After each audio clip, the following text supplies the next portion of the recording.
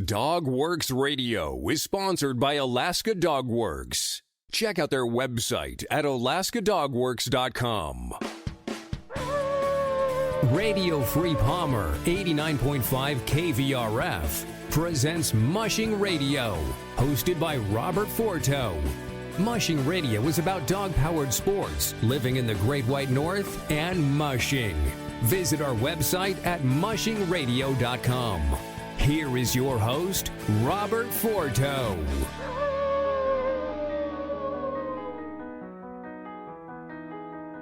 I'm Alex Stein, and this is Iditarod Through the Decades. This week, the late 2000s. The 2006 Iditarod included 83 teams, with former champions Martin Boozer, Jeff King, Mitch Seavey, Doug Swingley, and Rick Swenson among the competition. The field also included 23 mushers from the lower 48, including Rachel Sedaris, a musher who is legally blind, who was competing with Tim Osmar and his team acting as her visual interpreters. Gary Paulson, author of Back of the Pack and a number of other books about mushing, was also competing, but he scratched early on in Skwetna. Swingley dominated the early part of the race before being overtaken by Paul Gebhardt, who won the First to the Yukon award. But Jeff King took the lead in Galena and could not be caught, despite valiant efforts by Swingley, Gebhardt, Didi Janro, Bjornar Andersen from Team Norway, Ali Zirkel, and John Baker. On his way out of White Mountain, King knew that he would win his fourth victory unless something catastrophic occurred. He spent the rest of his race strategizing on how to build on this victory, thinking that he could then go on to tie the record for wins the next year by capturing his fifth Iditarod. In the summer of 2006, Susan Butcher, the four-time champion who dominated the sport in the 1980s and captured the popular imagination of fans in Alaska and all around the world, died of leukemia at age 51. Butcher had retired from Iditarod when she was still on top, stepping back to raise her family. Her husband and kennel partner, David Monson, told the New York Times that Susan, quote, never thought that there should be any barriers for women. She was the first woman ever to dominate a sport where men and women compete equally, and the men don't always like that. Chaz St. George of Iditarod praised Butcher as a tough competitor, but also someone who had a unique ability to connect with people, and that helped this race and this sport rise to a level it had never been at before. Butcher was one of the first mushers to emphasize dog care and training of dogs on a year-round basis, which soon became the standard for all competitive and most recreational mushers. She found in December 2005 that she had leukemia, which was treated with chemotherapy. She elected to get a stem cell transplant in May 2006, hoping that this experimental approach to her cancer would give her the best chance of survival. Monson said that Butcher knew her two daughters would grow up to be powerful, confident young women, and added that she lived more in 51 years than most people would do in 100. Years after her last Iditarod, fans still speak about Susan Butcher's heroic accomplishments, and long after her death, people describe Butcher dogs in the same tones that fans from decades earlier reserved for dogs raised by the great Leonard Seppala. Starting in 2007, a new champion emerged to take the Iditarod by storm, Lance Mackey and his aptly named Comeback Kennel. Mackey, the son of champion Dick Mackey and brother of champion Rick Mackey, had been around sled dogs and dog sled racing for most of his life. Mackey's mushing career was going well until he was diagnosed with throat cancer in 2001. While fighting the disease, he entered the 2002 Iditarod but was forced to scratch. He took a year off to fight his cancer and wound up getting rid of many of his dogs. As a result of an operation to remove tumors, Mackey suffered from nerve damage that led to so much pain in his left index finger that he chose to have that finger removed surgically. Radiation treatments also destroyed Mackey's salivary glands, which leads to him carrying around a bottle of water everywhere that he goes. But without the salivary glands, many of his teeth started disintegrating, and he began to lose teeth over the years. In addition to all of these problems, Mackey had a history of minor scrapes with the law. In short, he was the last person most people looked at as a potential Iditarod champion and hero to mushers and armchair mushers all around the world. But Mackey was a formidable competitor and someone who had a legendary ability to communicate with his dogs. He would often sleep in his dog yard instead of sleeping inside so he could be closer to his dogs, so he could be around them, so he could learn to think like a dog, and so that they would trust him as they trusted their most beloved fellow dogs. In 2005, Mackey entered the Yukon Quest as a rookie and won the race. The Quest, sometimes referred to by Iditarod fans as that other 1,000-mile dog sled race, is less popular but often considered a more difficult race technically. The Quest has fewer checkpoints, more elevation changes, and often much colder temperatures. Weather over Eagle Summit is often horrible, and 7 mushers and their dog teams had to be evacuated from there in 2006. Mackey would win the Quest again in 2006, 2007, and 2008, making him the only 4-time Quest champion and the only person who won 4 Quests in a row. Prior to Lance Mackey, it was conventional wisdom that dogs simply could not run over 1,000 miles in the Yukon Quest in February and then run another 1,000 miles in Iditarod a few weeks later. But Mackey realized that something unexpected was happening to his dogs toward the end of the quest. They were performing better than they had at the start and seemed much stronger, faster, and better motivated. He speculated that this might be because they were operating more efficiently after nearly 1,000 miles of racing. And that could mean that conventional wisdom was just wrong. Maybe a team of dogs fresh off running the quest would be operating at near peak efficiency at the start of Iditarod and could continue on that pace all through the race. Most people thought that Mackey's strategy was pure folly and that his dogs would be exhausted long before they reached the Yukon River in the Iditarod race. But instead, Mackey's dogs were strong and performing well. And in 2007, Lance Mackey did what many considered impossible. He won the Iditarod just a few weeks after he had won the Yukon Quest using most of the same dogs. And then, the next year in 2008, he did it again, winning both his 4th straight Yukon Quest and his 2nd straight Iditarod. But going back to 2007, Mackey's Iditarod victory almost seems like it was preordained, like it was decreed by cosmic forces or sent down as an order from the gods. In 1978, Lance's father, Dick Mackey, was running his 6th Iditarod. He drew bib number 13 in the banquet before the race and went on to win.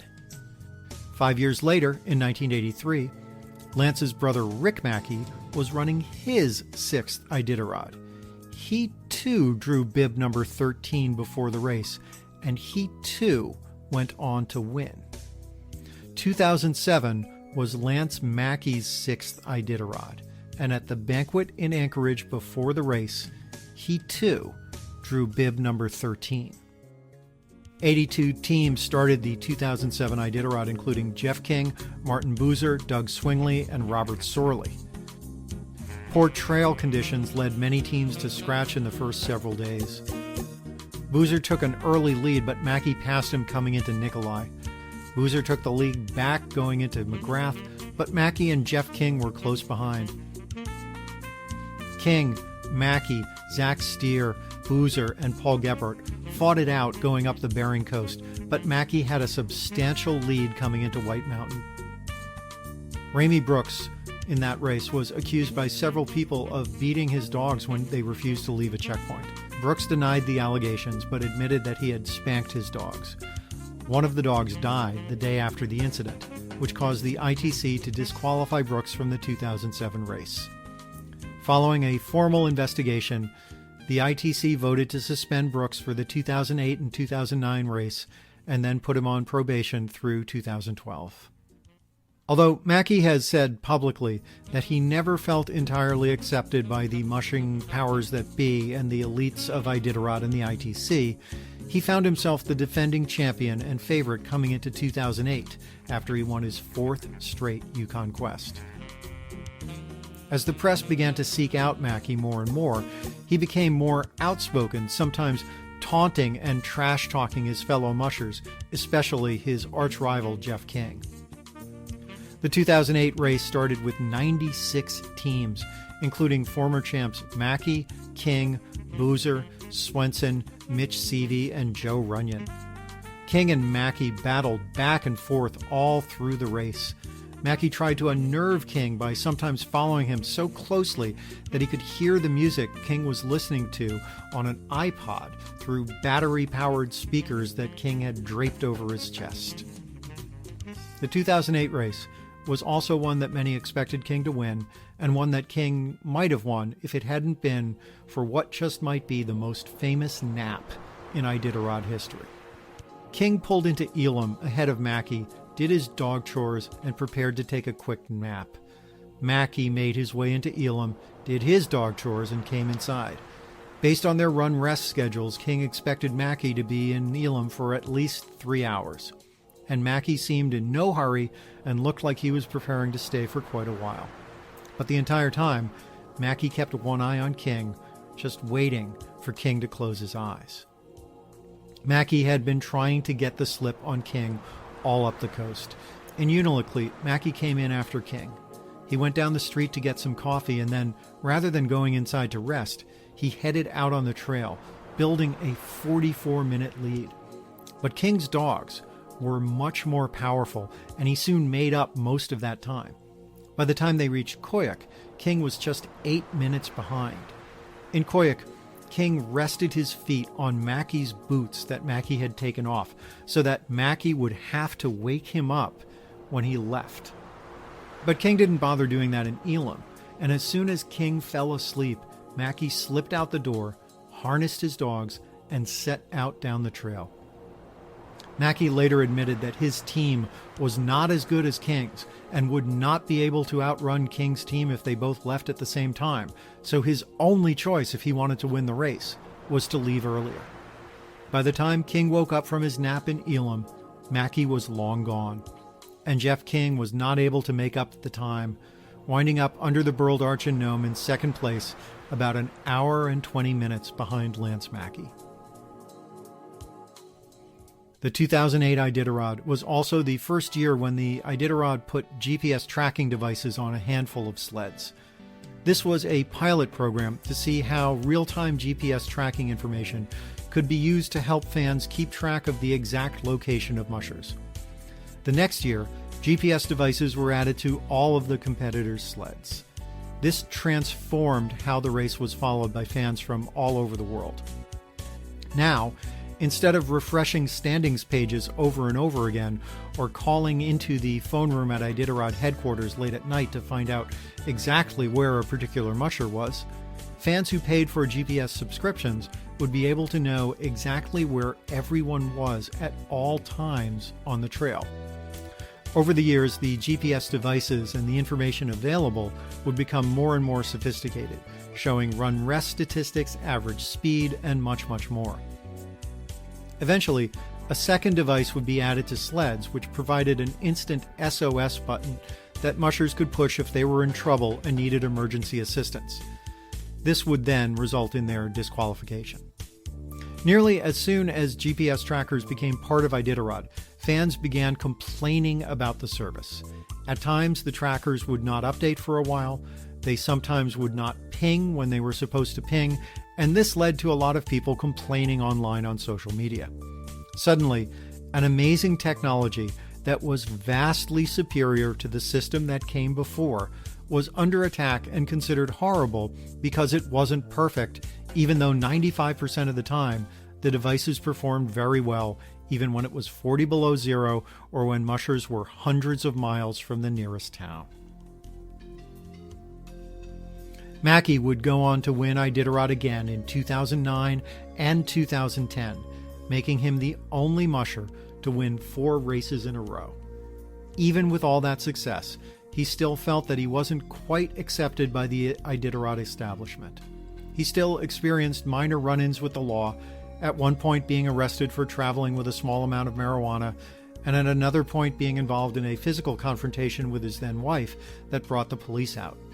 But despite all of these problems, Mackey's skill as a musher, and as someone who instinctively knew exactly what his dogs could do and how to get them to perform at a level that was astonishing, made him a formidable foe, especially when you consider that he can look frail and small, and that his doctors told him when he was diagnosed initially with cancer that he would be lucky to be able to survive and live a normal life, and that long-distance mushing at all, let alone at a level where he could be considered the best in the world, would be impossible. It's no wonder that a popular saying at the time was, "Superman wears Lance Mackey pajamas." The race continued to struggle financially even as purses and the size of the field varied. The 2008 financial crisis, which hit many parts of the country with devastating effects, did not have as much of an immediate impact on the state of Alaska, which was buoyed by oil revenues from the North Slope.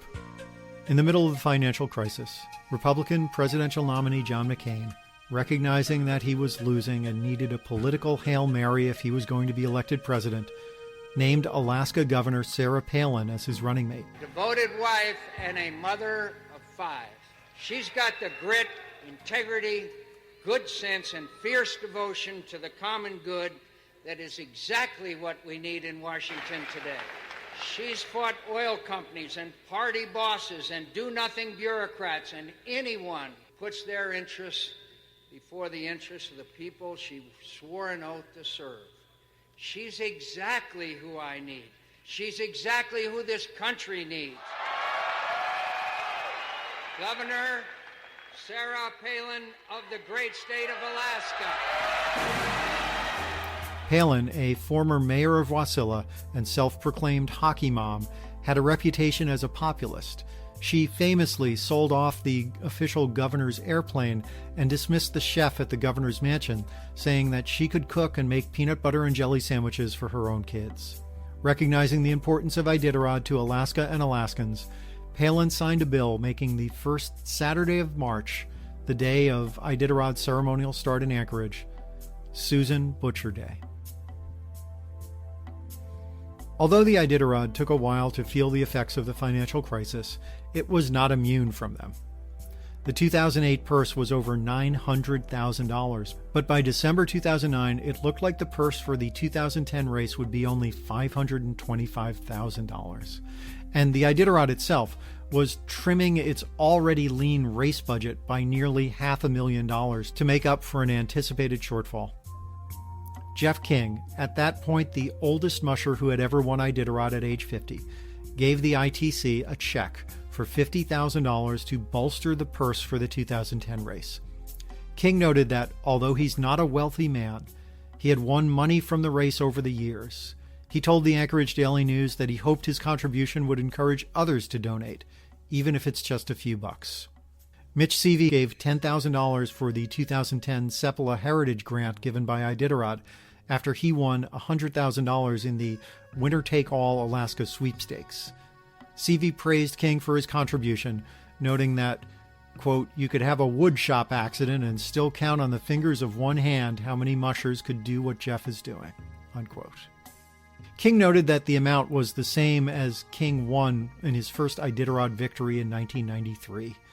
He jokingly referred to this as a multi-decade interest-free loan that he was paying back to Iditarod. He says it seemed like a huge amount of money when he and his wife started discussing it, but he realized that the race had opened up doors for him and given him so much more. King and many other mushers were quick to say that they don't enter dog sled races for the money, and King himself noted, "We're all going broke doing this." A few days after the announcement of King's donation, the city of Nome announced that it too was donating $50,000 to go to the Iditarod's 2010 purse. Perhaps as part of his ongoing psychological warfare with Lance Mackey, Jeff King announced that the 2010 Iditarod was likely his last race, and it was ironic to be running to Nome just to get his money back. And for a while, it looked like King was going to win and get every bit of that money back. He dominated the middle portion of the race, but Mackey passed him at Caltag, and Hans Gatt would pass him further down the trail. That year, Jeff King came in third and took home $43,200 out of the $50,000 that he'd donated. King also received several other prizes along the route, so with that cash, you could pretty much call it a wash for him financially in Iditarod 2010, unless you count the entry fee, and the money to ship drop bags, and vet bills, and the cost of feeding and caring for dogs year-round, and the cost of personal and canine transportation. And when you factor all of that in, you can understand Jeff King's statement before the race that we're all going broke doing this. Mackey himself received a check for $50,400 and his fourth new truck in 4 years. He later said that he considered himself lucky to be one of a handful of people who could make his full living as a dog musher. Mackey, too, openly flirted with the idea of taking 2011 off from Iditarod, perhaps going to race in Norway, where race officials there were trying to lure him. But he admitted it would be awfully hard to resist trying for 5 in a row. For the moment, Mackey was perched on the top of the dog mushing world, and there was every reason to think that his string of amazing successes would continue. As always, it's dangerous when you start having those thoughts.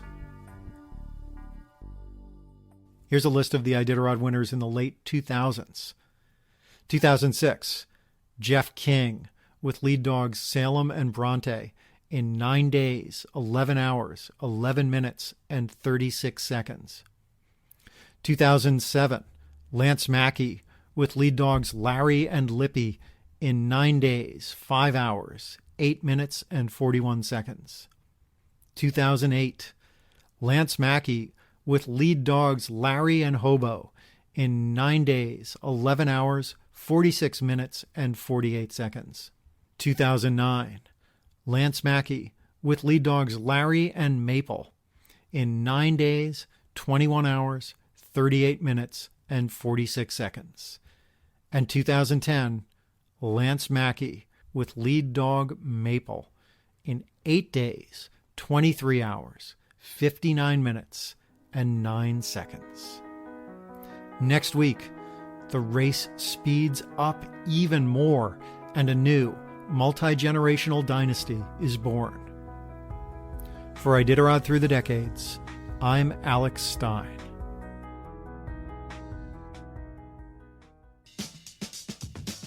From Dogworks Radio, this is Mushing Radio. We hope you enjoyed this episode, and we invite you to subscribe in Apple Podcasts, Spotify, Stitcher, or wherever you get your podcasts. You'll find a link on the episode notes. You can tap or swipe on the episode cover art, and you'll see some offers from our sponsors. You can support our show by supporting them. If you like what you have heard, we would love it if you could give us a 5-star rating and tell your friends how to subscribe too. Your hosts are Alex Stein and Robert Forto. Our producer is Robert Forto, created for Dogworks Radio.